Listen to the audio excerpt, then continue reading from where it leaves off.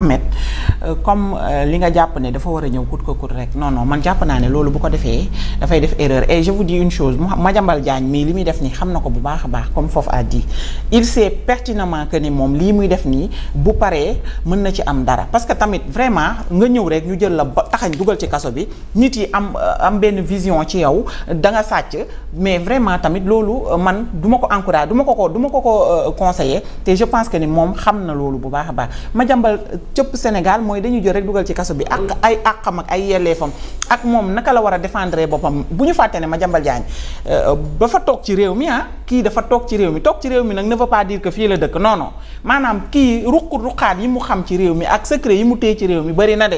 ça je vous le dis kii wax na ko léegi foofu na gis nga moom mi ngi préparer défense am bu baax te il n'écrit pas pour écrire seulement non il n'est pas en train d'écrire pour que nit ñi di lire di ko yërëm non li muy wax ni c'est très clair net et précis bu leen fàtte ne amoon na fi jafe-jafe ci immeuble am bii ñu wax ne dañ koy jël ci corniche bi ak Pierre Atepa Goudiaby bu leen fàtte ne Madiambal Diagne il a toujours été la cible bu ñu fàtte loolu aussi bi ci topp mooy nañu bàyyi xel ni aussi Madiambal il dérange comme li ma wax sànq ci Pape Malick lay waxaat ci moom et c'est un honnête citoyen dëkk ci réew mi tamit liggéey ci réew mi tekki ci réew mi am fi lim fi am mais pourquoi ñu bëgg a jël alalam yëpp xëy rek teg ci loxo au nom de quoi kon daal moom liggéeyul dara ci àddunaam moom lépp da koo sàcc moom kon daal bi nit ñi di liggéey moom dafa doon njuuj njaaj di sàcc mais il faut qu'on soit honnête un peu aussi il faut qu'on soit honnête un peu justice d'accord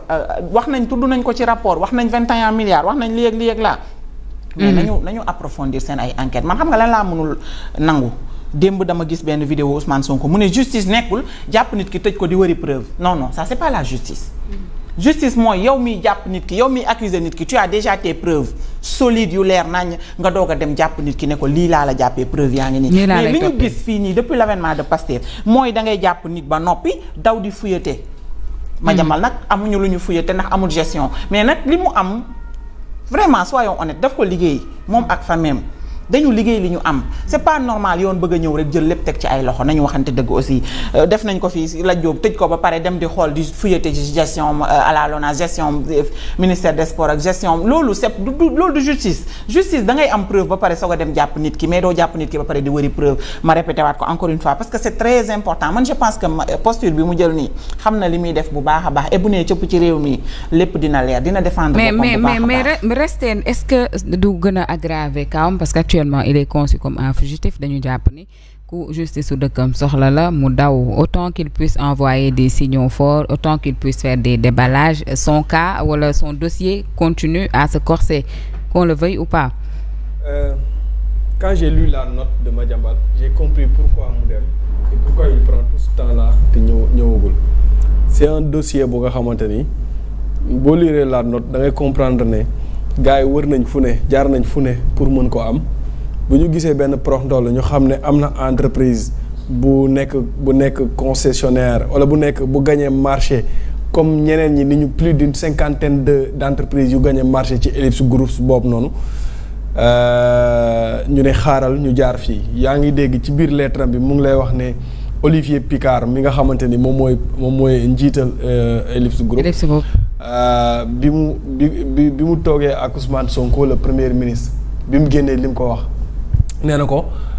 yow Ousmane Sonko mi bugg la te il faut te préparer parce que laaj na ma yow lan mooy sa wàll ci projet bi nee naa ko comme ni yeneen 50 entreprises yi gagné marché noonu nga gagné marché te yaa ngi koy doxal laaj na ma aussi Macky Sall lan mooy wàllam ci mbir mi mu ne ko Macky Sall il n'est prêt mêlé ni de loin ni de près ci affaire bi donc prépare-toi.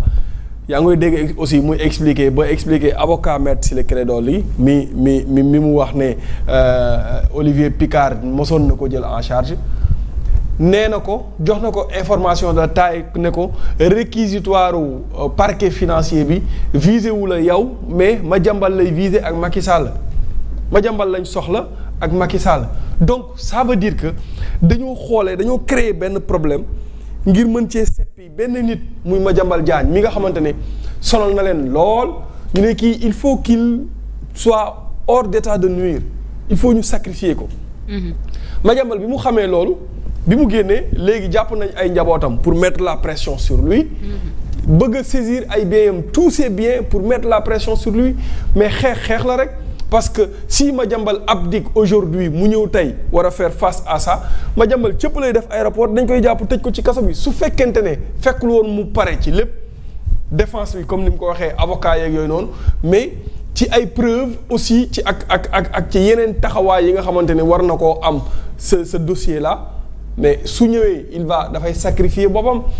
njabootam yëpp jàpp nañ leen tëj mais il faut que mu nekk ci biti moom il faut qu'il soit utile dehors fexe mettre la pression sur eux ba ñu mën a bàyyi njabootam on nous parle de Mohamed Diagne et de sa femme. Et Serigne Saliou Diagne dans tout ça mais Serigne Saliou Diagne déggu ko fenn ñu cité ko fenn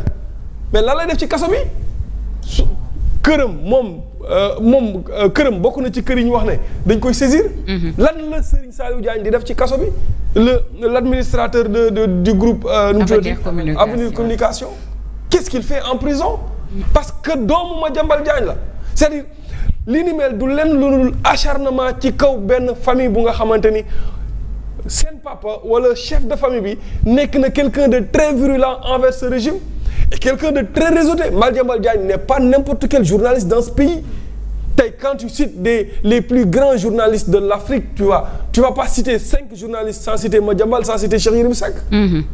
Alors ku mel noonu nga xamante ni et on se rend compte que le temps leur a donné raison sur beaucoup de choses et beaucoup de dossiers et beaucoup de choses dina génnaat gis nga Madiambal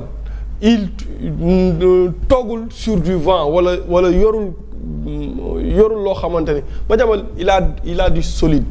et bëgg ko faagaagal kese bëgg ko denc jant bi parce que Madiambal bu ñu ko téye ci kaso bi dana fa yàgg lool. soo moytul mandaam ñii seen mandat dina jeex te du génn ci kaso bi parce que loolu lañ bëgg.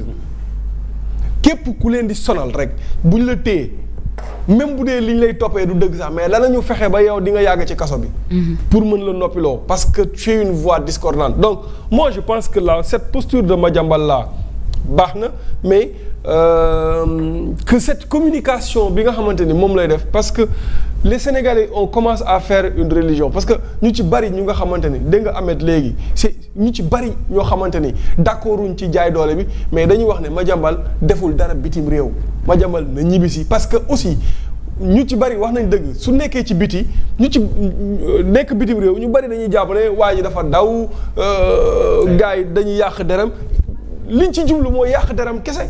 donc il faut que mu adopter beneen stratégie de communication boo xamante ni dina wan Sénégalais yi que ni mbir mi du lenn lu dul acharnement parce que ay la yéwén nag soxna si réew mi mënuñu fee nekk ñu ne